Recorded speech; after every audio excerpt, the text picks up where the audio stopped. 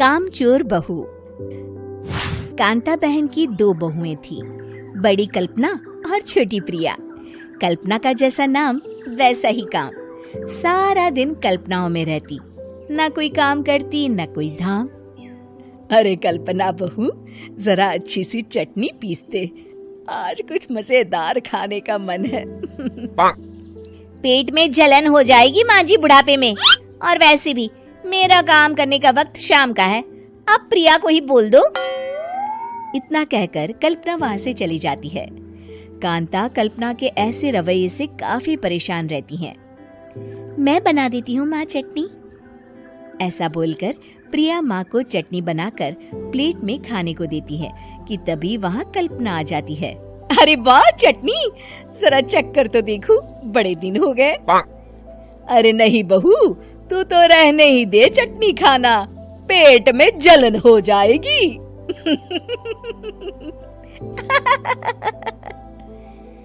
इतना कहकर कांता और प्रिया दोनों हंसने लगते हैं।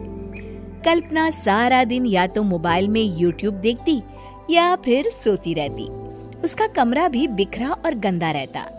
एक दिन कल्पना का पति अशोक उससे कहता है, अरे कल्पना, जानवर भी उस जगह को साफ कर लेता है जहाँ वो बैठता है, तुम तो इंसान हो, कैसे इतने गंदे कमरे में रह लेती हो? देखो सारा सामान यहाँ वहाँ बिखरा पड़ा है। ज्यादा अपनी माँ का बोल ना बोलो। हाँ, कमरा तुम्हारा भी तो है, गंदा लग रहा है तो साफ कर लो। पता नहीं तुम्हारे साथ मैं कैसे जिंदगी बिताऊंगा। इतना कहकर अशोक वहाँ से चला जाता है। कल्पना बस खाना खाने कमरे से बाहर आती और फिर से कमरे में चली जाती। इससे कांता बहन काफी परेशान रहती।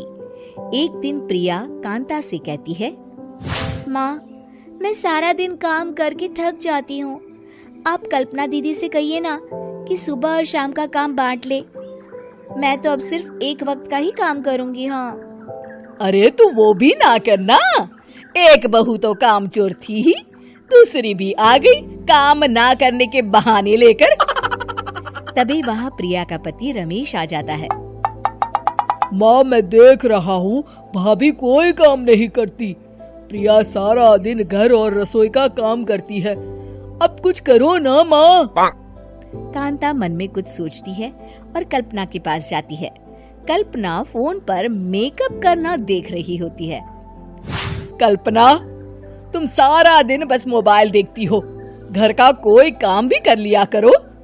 प्रिया सारा दिन काम करके थक जाती है, आज से मैंने फैसला किया है, एक वक्त का काम तुम करोगी, सुबह का खाना तुम बनाओगी और रात का प्रिया। आप लोगों ने काम को हवा बना रखा है। अरे पता नहीं थोड़ा सा ज्यादा काम करने में आप लोग घबरा क्यों जाते हैं। और हाँ, बहुत ज्यादा प्रिया की तारीफ मत करिए मेरे सामने, बड़ी बहू तो मैं ही रहूंगी।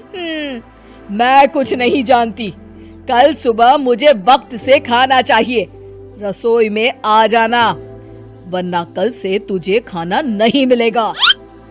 अगली सुबह कल्पना रसोई में नहीं आती है।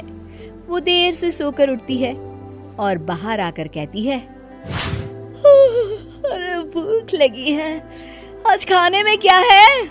इतनी देर हो गई, आज किसी ने मुझे उठाया भी नहीं, पता नहीं कहाँ है सब। कल्पना को घर में कोई नहीं दिखता। वो रसोई की तरफ जाती है जहाँ बड़ा सा ताला लगा होता है। अरे रसोई में ताला!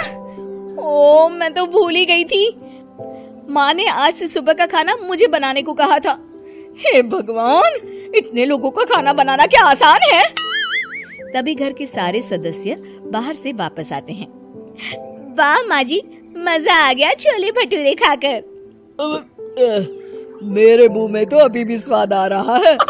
अरे कल्पना, तेरे भरोसे रहते तो हम तो भूखे ही रह जाते। कल्पना को बहुत गुस्सा आ जाता है। अब बहुत हो गया, आज से मैं अपनी रसोई अलग कर रही हूँ, मैं अपना खाना खुद बना लिया करूँगी।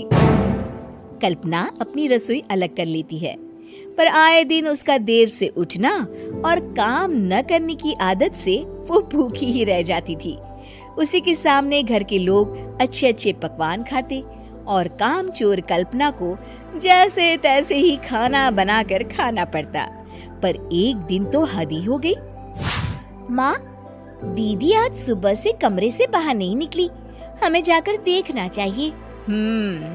सो रही होगी कामचोर कहीं की, पर तुम कहती हो तो चलो देख लेते हैं उसे। कल्पना कमरे में पेट पकड़कर बैठी होती है। हाय मेरा दर्द, पेट दर्द के मारे मर रही हूँ मैं।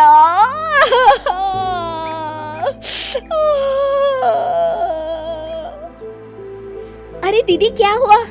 पेट में दर्द क्यों हो रहा है? डॉक्टर को दिखाया आपने? माँ, कल्पना खड़ी होती है और माँ जी के पास आती है।